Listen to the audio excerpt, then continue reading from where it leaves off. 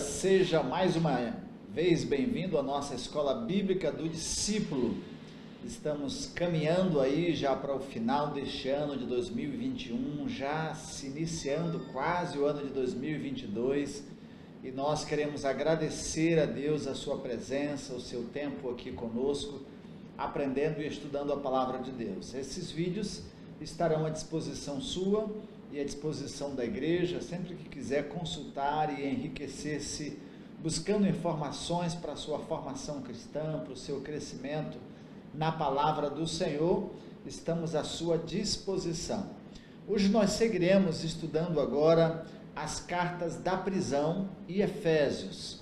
Essas cartas são preciosas para a nossa vida, preciosas para nós como igreja, são instruções importantíssimas, indispensáveis para o exercício do nosso ministério e da caminhada saudável da igreja do Senhor Jesus. Quero te convidar para a gente orar antes de seguirmos aí a nossa aula de hoje. Pedir que Deus abençoe você do outro lado, iluminando sempre a sua mente, trazendo sempre o ardor e o desejo de conhecer a palavra do Senhor. Oremos. Paizinho do céu, nós te damos graças. Mais uma vez nós estamos juntos para estudarmos a tua palavra. Queremos que o Senhor ilumine a nossa mente, nos dê graça, nos dê direção, nos conduza da melhor maneira possível para crescermos no conhecimento do Senhor. E nós oramos pedindo pelos nossos irmãos que estão do outro lado deste vídeo, dispostos, ó Deus, e interessados a crescerem no conhecimento da palavra do Senhor, na sua fé cristã. Pedimos que o Senhor os abençoe, assim a nossa oração, em nome do Senhor Jesus. Amém e amém. Muito bem, estaremos então na nossa introdução às epístolas da prisão e a Efésios. Chamamos aí as cartas de Efésios, Filipenses, Colossenses e Filemão de cartas da prisão, porque Paulo estava preso quando as escreveu. Todas elas fazem referência a Paulo como prisioneiro de Cristo Jesus e se encaixam muito bem no contexto aí de Atos capítulo 26, capítulo 28, do verso 16 ao verso 31. Nós sempre pedimos que, se você quiser abrir a sua Bíblia, estar com ela aberta, quando fizermos as citações, você acompanhar os textos bíblicos, isso é muito importante. Você pode dar pausa no vídeo, ir lá no texto bíblico, conferir e depois seguir ouvindo o vídeo. Isso ajuda você a memorizar e a entender a sequência da história, tá bom? Datas das epístolas da prisão. Nós já falamos isso nas aulas anteriores, mas é sempre bom, quando a gente começa uma nova aula, a gente refazer esse caminho. A maioria dos estudiosos aí datam a primeira prisão romana do apóstolo Paulo no ano 60 depois de Cristo, comumente estabelecida aí em 61 até 63 depois de Cristo, quando escritas estas cartas. Durante esta prisão aí ele redigiu Efésios, e a menção aos nomes de Tíquico, tanto em Éfeso quanto em Colossenses, sugere que ele era o mensageiro das mesmas. Então Tíquico está sempre presente aí como mensageiro dessas cartas. Você pode conferir isso em Efésios capítulo 6, a partir do verso 21 até o verso 22, e pode também conferir lá em Colossenses, capítulo 4, do verso 7 até o verso 9, você vai ver o destaque da pessoa de Tíquico aí, como este mensageiro de Paulo, ao levar e ao fazer parte como mensageiro das cartas. Além disso, a citação de Onésimo, em Colossenses 4:9, e Filemão, no verso 10, indica que ele acompanhou Tíquico também no transporte das cartas. Também as 3 cartas foram escritas no mesmo período. Por exemplo, Tíquico acompanha Filemão, que leva a sua carta em mãos, mas Tíquico acompanha Filemão na condução da carta, assim também como na carta de Colossenses. A gente vai vendo isso no decorrer de cada uma delas. Em Filipenses, encontramos aí a evidência de que Paulo antecipava, desejava ser liberto para encontrar os seus amigos em Filipos. Se você abre lá em Filipenses, capítulo 1, verso 24, verso 26, e o capítulo 2, verso 24, você vai perceber o desejo de Paulo, o interesse de Paulo em sair da prisão e visitar a igreja de Filipos. Isso também sugere que Efésios, Colossenses e Filemão foram escritos no início de sua prisão, aí nos anos 61 depois de Cristo. E Filipenses no fim, próximo aí à sua soltura da primeira prisão. Lembrando que a gente já falou isso nas aulas anteriores, de que Paulo, preso em Roma, ficou em 2 momentos. Ele sai, fica ausente numa prisão domiciliar e depois ele novamente é preso quando então é morto. Introdução à nossa carta aos Efésios. Para entendermos a igreja e para entendermos a carta, é bom a gente entender o contexto da cidade. A cidade de Éfeso, ela se situava na costa ocidental do que hoje é a chamada Turquia Asiática. Localizava-se aí na foz do Cáster, ou do rio Cáster, entre cadeias de montanhas e o mar, né? É uma geografia muito interessante de se observar. Na época do Novo Testamento, tinha talvez 1/4 milhão de habitantes, ou seja, cerca de 250 mil pessoas habitavam na cidade de Éfeso. Então era uma cidade grande, significativamente populosa para sua época. Ela teve uma história gloriosa. Seu porto permitiu que servisse de centro de importação e exportação. Na cidade de Éfeso havia uma magnífica estrada de 210 metros de largura e demarcada com colunas muito bem elaboradas, que corria da cidade até o porto, né? Uma distância aí, uma via muito larga, exatamente para facilitar esse transporte de pessoas e mercadorias. A cidade também tinha suntuosos e preciosos teatros, banhos públicos, bibliotecas e ruas calçadas de mármore, para a gente ter a ideia da grandeza, da pompa da cidade de Éfeso. Nessa cidade também se abrigava um templo da deusa da fertilidade, Diana, era o seu nome, também chamada de Artemis. Nós vamos entender ali Paulo quando tem a confusão causada por Demétrio, um dos ourives, né, que fazia os artífices aí da deusa Diana, que se sente prejudicado nos seus lucros e no culto à deusa, e aí causa um tumulto, precisando ser Paulo sair da cidade de Éfeso. Então ele abrigava um templo à deusa da fertilidade, a Diana, denominada de Artemis, e o templo tornou-se conhecido como uma das maravilhas do mundo antigo. A tradição local dizia que o templo tinha uma imagem da deusa que havia caído dos céus. Essa era a tradição que assim era atribuída à deusa Artemis. Durante os tempos do Novo Testamento, a cidade também serviu de centro de adoração ao imperador romano. Isso a gente vai ver muito bem sendo combatida na carta ou no livro de Apocalipse, quando João escreve as 7 igrejas. Paulo chegou a esta cidade após sair da cidade de Corinto. Ele deixa Apolo em Corinto e vai à cidade de Éfeso, perto de sua segunda viagem missionária. Você vai encontrar essa referência aí no livro de Atos, capítulo 18, do verso 18 até o verso 21. A data provável era 51, 52 depois de Cristo.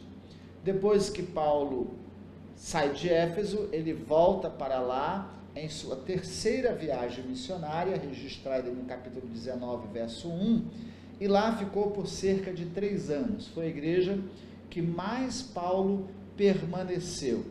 Isso registrado em Atos 19, do verso 8 ao verso 10, capítulo 19, do verso 10 até o capítulo 12, né? Até do 10 ao 12, e o capítulo 20, verso 31. Paulo exerceu seu ministério ali nessa cidade pregando e ganhando ouvintes para o Evangelho. Através de seu ministério desenvolvido na cidade de Éfeso, o Evangelho se expande, se estende a diversas outras cidades, a diversos outros lugares, e a gente vai conhecer essas igrejas a quem Paulo escreve, inclusive, como cartas da prisão. Colossos, Tessalônica, foram igrejas acompanhadas e assistidas por Paulo durante esse tempo que ele esteve em Éfeso. Após sua estadia de aproximadamente 3 anos em Éfeso, Paulo partiu para visitar a Macedônia e a Grécia por volta de 56 depois de Cristo, e voltou depois às proximidades de Éfeso, aquela reunião que ele tem quando ele vem viajando, e então ele aporta em Mileto e convida os irmãos de Éfeso a ir até o porto, uma distância aí de cerca de 70 quilômetros, e aí nesta reunião Paulo se encontra com os líderes, demonstra sua preocupação e seu amor pela igreja, e o apelo comovente aos anciãos de Éfeso. É uma reunião muito interessante, né? Isso está registrado aí no capítulo 20, do verso 17 ao verso 38. Dizia da importância que Paulo dava à igreja de Éfeso e à liderança dessa igreja. Também demonstrava o interesse da igreja em estar com Paulo, porque eles viajam 70 quilômetros para se encontrarem com o apóstolo Paulo, ficam ali durante uma noite, né, até o período da manhã, e se despedem do apóstolo Paulo com muita emoção. O tema da carta de Efésios: somos herdeiros das bênçãos de Deus. É uma das cartas chamadas a rainha das cartas de Paulo, né, de uma profundidade teológica relevante. Deus abençoa-nos em Cristo. Se a gente for fazer aí o esboço da carta de Efésios, então do capítulo 1, do verso 1 até o capítulo 3, verso 14, Paulo descrevendo como nós somos abençoados em Cristo Jesus. E aí ele colocou as linhas das bênçãos espirituais que afetam as pessoas, principalmente em seu relacionamento com Deus. Depois de uma saudação, que é praxe no início da carta, ele destacou bênçãos espirituais, tais como a eleição dos crentes por parte de Deus. Todos nós fomos eleitos em Cristo Jesus, predestinados aí para a salvação em Cristo Jesus. Ele também vai falar sobre a redenção em Cristo Jesus, verso 7 e verso 8 do capítulo 1. Depois, os dons do Espírito Santo, verso 13 e verso 14, também no capítulo 1. No capítulo 4, aliás, isso mesmo, do capítulo 4, do verso 1 até o capítulo 6, verso 24, aí Paulo descreve como Deus requer que vivamos para Cristo Jesus. Aquilo que nós recebemos de Cristo e agora como devemos viver nossa vida em Cristo Jesus.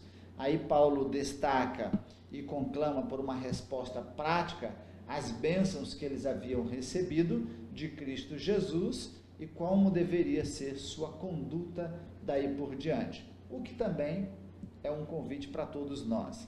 Destacado aí nos primeiros capítulos das bênçãos, já como nós falamos. Ele convocou aí seus leitores a caminharem um novo caminhar no ministério de sua igreja, capítulo 4, do verso 1 ao verso 16. O seu andar deveria mostrar unidade, uso adequado dos dons, maturidade, linguagem sadia. Ele também ensinou os crentes a viverem um novo relacionamento de uns para com os outros, como eles deveriam se relacionar, abandonando todo tipo de desonestidade, todas as obras, né, ou nas palavras e nas obras. Por isso Paulo aí vai tratar de não deve sair da nossa boca nenhuma palavra torpe, né, que não seja proveitosa para a edificação dos nossos irmãos, a nossa conduta, as nossas ações, praticar um perdão uns aos outros e caminhar na luz do amor. Você vai perceber que isso é uma característica das cartas de Paulo da prisão, todas elas conclamando os irmãos a viverem bem no seu relacionamento com Deus, bem nos seus relacionamentos uns com os outros, buscando uma vida de santidade e experimentando e vivendo na dimensão do amor de Deus. A nova vida também afeta o comportamento e a conduta no lar do crente, do lar cristão. Isso fica muito bem evidente aí no capítulo 5, a partir do verso 22 até o capítulo 6, verso 9. O novo andar de Cristo interfere no nosso relacionamento entre marido e mulher, pais e filhos, filhos e pais, servos e senhores, patrões e empregados. Paulo nos ajuda bastante nesses conselhos e nessas orientações. Também o apóstolo Paulo, nessa carta aos Efésios, tinha plena consciência que os cristãos ainda enfrentariam muitas perseguições, um inimigo mortal, e instigou-os a se prepararem com armas espirituais. Capítulo 6, nós temos esse registro aí das armaduras de Deus. E Paulo convoca o povo a enfrentar com justiça, com fé, com oração, para superar e enfrentar todas as tentações. Capítulo 6, do verso 10 até o verso 24, aí nós temos as armaduras e a forma como Paulo nos orienta a vivermos e enfrentarmos a vida e as lutas cristãs. Ele termina, como em todas as cartas, com as saudações finais e uma bênção. Capítulo 6, verso 23 até o verso 24. Não deixe de ler a carta aos Efésios. É uma das cartas preciosíssimas escritas aí pelo apóstolo Paulo. Já entendendo um pouco da carta aos Efésios, vamos conhecer um pouco da carta de Filipenses.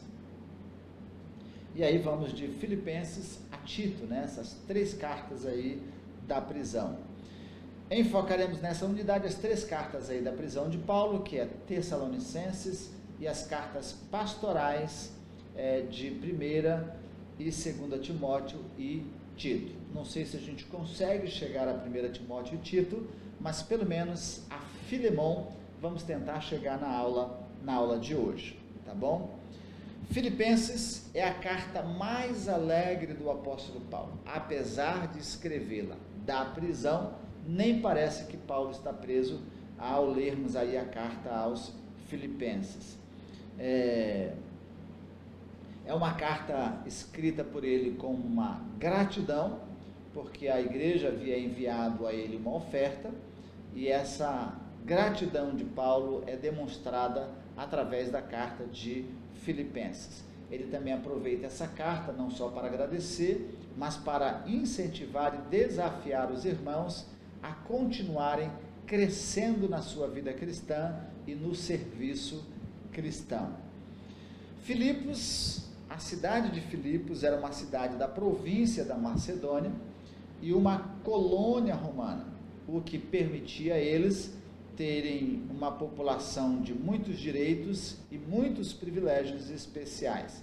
Ali existia também uma pequena comunidade judaica, e essa comunidade judaica tinha já adquirido alguns prosélitos. Dentre estas, nós temos Lídia, que era uma dessas que eram atraídas pela fé judaica e se torna uma das frequentadoras das suas reuniões.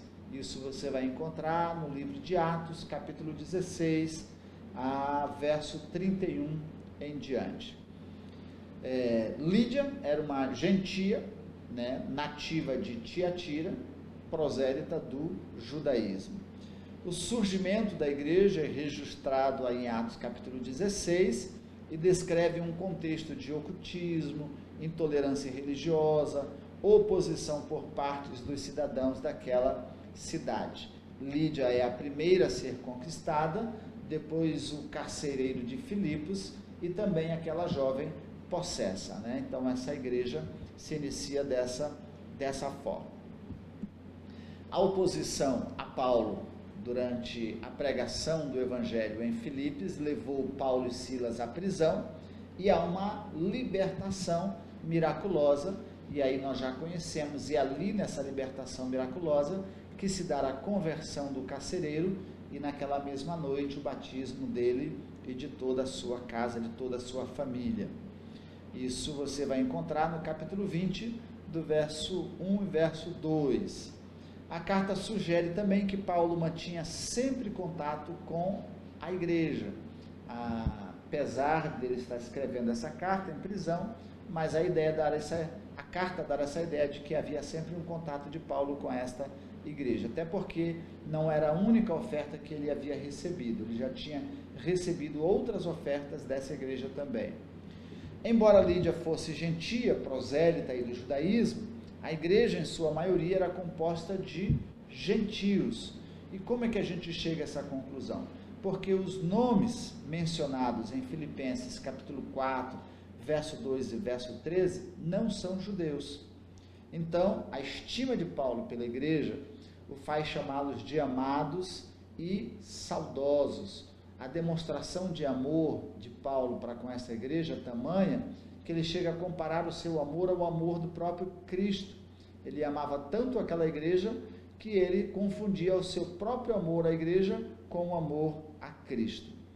Era uma igreja que o ajudava constantemente financeiramente e por isso ele escreve agradecendo a igreja, e o propósito da oferta da igreja a Paulo é para que ele não dependesse exclusivamente do seu trabalho e nem ficasse dependente de outras igrejas. Era uma igreja extremamente afetuosa, missionária e cuidadosa com o seu obreiro. Isso você vai ter como confirmação aí em 2 Coríntios, capítulo 11, verso 6, verso 9, Filipenses 4, do verso 14 até o verso 18. A gente aprende bastante da obra missionária e do cuidado com os seus obreiros com essa igreja de Filipos. Data, ocasião e propósito da carta aos Filipenses. Quando Paulo escreve esta carta, ele ainda estava preso, como a gente já viu, em Roma, 62, 63 depois de Cristo. Se nós entendemos que foi a última carta escrita por ele durante a sua primeira prisão em Roma, então 62, 63 depois de Cristo.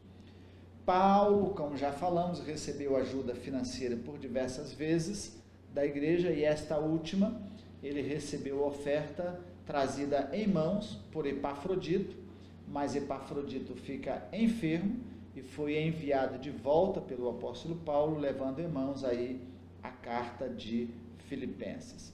Além de agradecer à igreja, ele traz aí o desafio, como dito anteriormente, para que a igreja permaneça firme na sua fé e no serviço cristão. Paulo prepara a igreja também para a visita de Timóteo e para a sua própria visita. Ele dá a entender que ele, ao sair da prisão de Roma, ele iria visitar a igreja de Filipos. E também prepara a igreja para a visita de Timóteo. Resumo geral aí e conteúdo de Filipenses.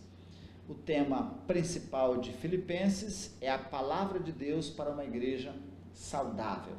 Que coisa interessante, né? Há um livro de Peter Wagner, ele escrevendo sobre igreja saudável. Essa igreja de Filipos parecia-nos ser exatamente uma igreja saudável. Do capítulo 1 ao capítulo 2, nós temos aí a recomendação e os conselhos de Paulo, e do capítulo 3 ao capítulo 4, os alertas de Paulo advertindo a igreja de Filipe quanto aos judaizantes, que eram esses que podiam atraí-los para desfocarem a sua fé, tirarem o foco de Cristo Jesus. E também contra a desunião, para que eles permanecessem unidos, trabalhando na obra do Senhor. Inclusive, nesse desafio de unidade e de união, ele traça ali alguns problemas que haviam nessa igreja, inclusive entre algumas irmãs que lhes eram parceiras e companheiras no trabalho cristão e no crescimento da igreja enquanto esteve lá.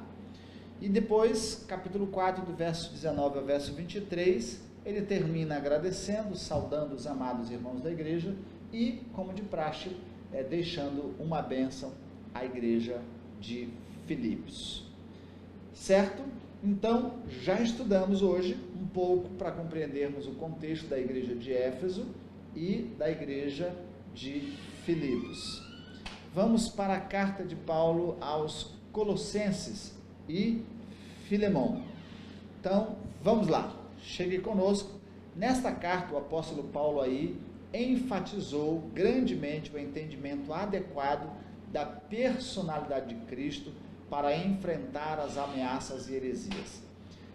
Esta igreja tinha uma séria dificuldade porque os crentes estavam desviando o seu foco da pessoa de Cristo Jesus e sendo influenciada pelos judaizantes e também pelo movimento gnóstico, tirando a centralidade da pessoa de Cristo e da fé em Cristo Jesus.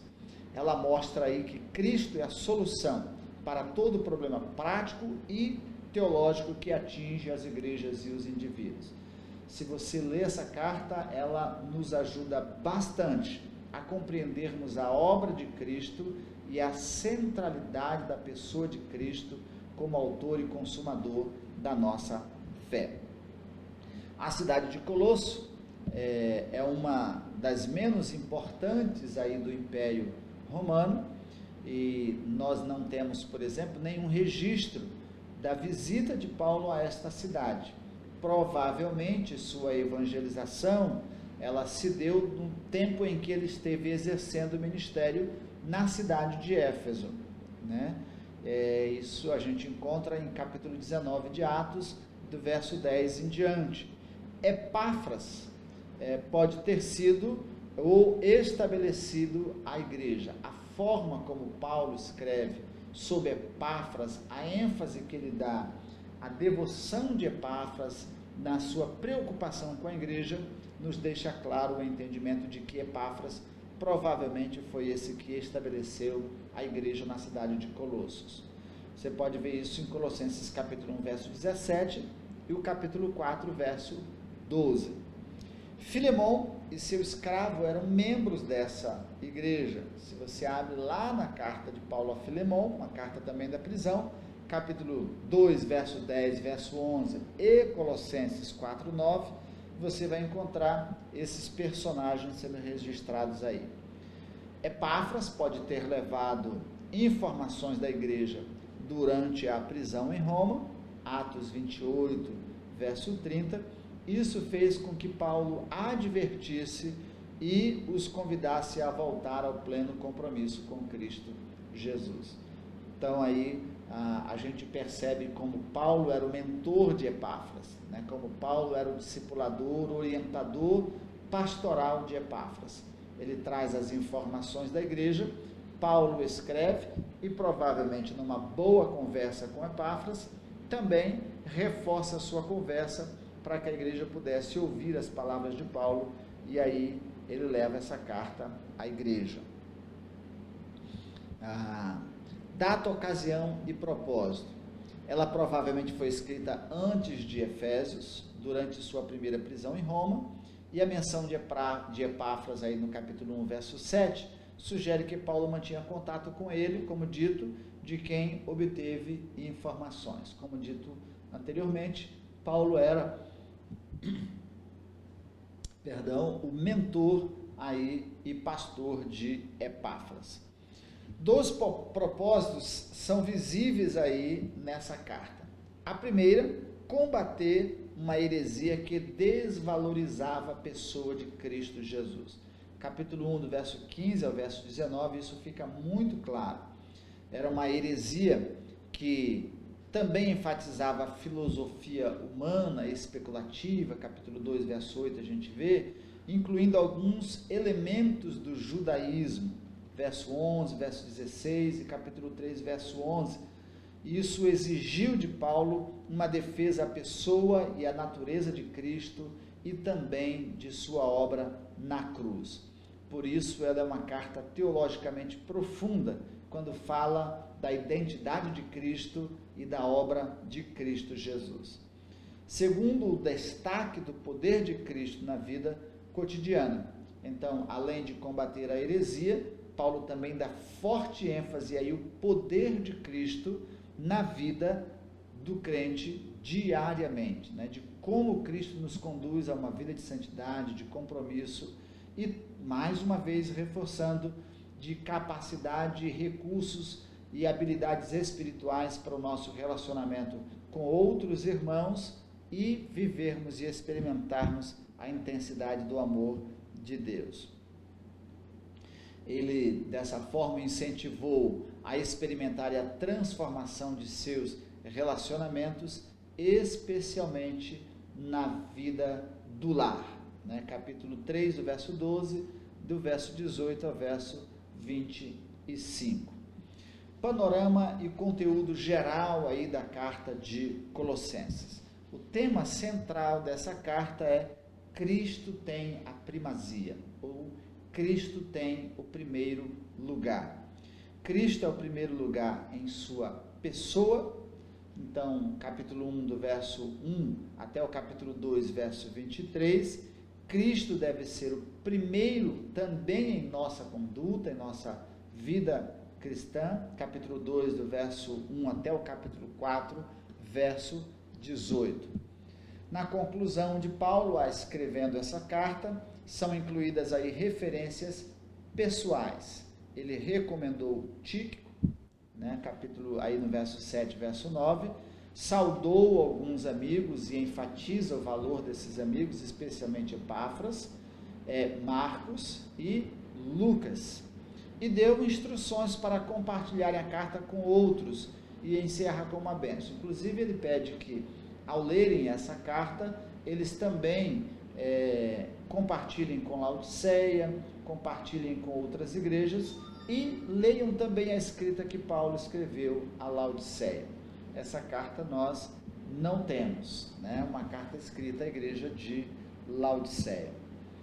Personagens em Filemon.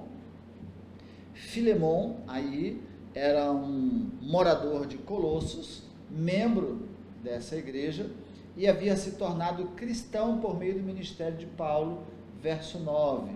Sua conversão aí se deu provavelmente enquanto Paulo exercia também seu ministério na cidade de Éfeso.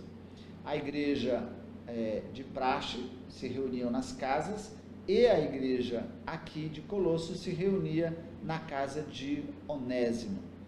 Onésimo, cujo nome significa proveitoso, né? Aliás, se reunia na casa de Filemon, né? Não de Onésimo. Onésimo era o escravo de Filemon. Onésimo, cujo nome significa proveitoso, era um escravo que havia fugido de Filemon com um pouco de dinheiro e possivelmente alguns pertences do seu senhor. Sua conversão por meio do contato com Paulo levou eles a entenderem que ele deveria voltar para o seu senhor. Tanto Onésimo chegou a essa conclusão, quanto Paulo também chegou à conclusão de que a melhor alternativa era ele retornar para o seu senhor. O desejo de Onésimo e o que a gente entende depois na carta de Filemon é que havia um grande interesse e a possibilidade de Onésimo passar a servir Paulo, mas ele então usa desse critério ético de pedir que Onésimo volte para o seu senhor.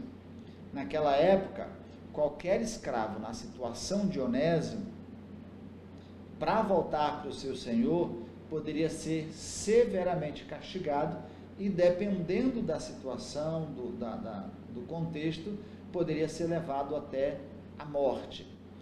Paulo devolveu Onésimo aí com sua carta em mãos, seguido por Tíquico, que entregou a carta aos Colossenses, o mesmo que entregou a carta aos Colossenses e também a carta aos Efésios. O capítulo 4 registra isso, verso 7 até o verso 9, e o capítulo 6, como já citamos, de Efésios, do verso 1 até o verso 22. data e lugar e importância dessa epístola. Paulo escreveu apenas 4 cartas pessoais, e esta de Filemon é a mais íntima e também escrita na prisão, aí no ano 61 a 62 depois de Cristo. Timóteo é uma carta pessoal, Tito é uma carta pessoal, mas esta de cunho íntimo profundo é a que mais Paulo escreveu. Esta carta demonstra aí a visão de Paulo sobre a escravidão, um problema social relevante da época, e aqui nessa carta demonstra a visão que Paulo tinha, assim como ele já tinha falado em Efésios, como ele tinha falado em Filipenses, como também demonstra em Colossenses. O apelo aqui de Paulo a Filemon demonstra a sua preocupação com esse assunto. Ele aconselhou ali os escravos a respeitarem os seus senhores, mas também aconselhou os seus senhores a serem gentis e misericordiosos com seus escravos, sabendo que ambos eram filhos de Deus e ambos prestavam contas a Deus da sua vida. O pedido que ele fez a Filemon foi uma reação natural, não era nada forçado, não fazia forçadamente. A gente viu isso nos escritos de suas outras cartas. O incentivo de Paulo para que Filemon libertasse Onésimo estava condicionado aí à vontade do próprio Filemon, aos laços de irmandade que agora eles possuíam, conversos a Cristo Jesus, tinham laços de irmandade, e Paulo faz uma evocação aí também da dívida espiritual que Filemon tinha com ele, por ser o seu filho na fé. Então, usando desses 3 argumentos, Paulo recomenda e devolve Onésimo a Filemon. Mas é uma carta interessantíssima para a gente compreender aí essa questão social da época, além de outras lições que nós podemos tirar do livro de Filemon. Me recordo aqui que o pastor da Igreja Batista de Curitiba, me fugiu aqui o nome, presidente de nossa convenção até recente, tem um livro muito escrito sobre Filemon, um comentário sobre Filemon interessante. O tema da carta é o valor do indivíduo, o valor de cada pessoa. Nessa carta nós encontramos aí no capítulo 1, do verso 11, nosso valor está em Cristo Jesus, e depois do verso 12 ao verso 25, nossas decisões voluntárias, e aí a nossa liberdade, a nossa capacidade de decidir. Paulo conclui, como em outras cartas, com uma saudação e uma bênção final, a carta a Filemon. Assim, nós encerramos aí as cartas da prisão. A próxima aula nós estudaremos aí a carta aos Tessalonicenses e seguimos nas outras temáticas, nas outras cartas. Que Deus nos abençoe e nos enriqueça com aquilo que aprendemos hoje.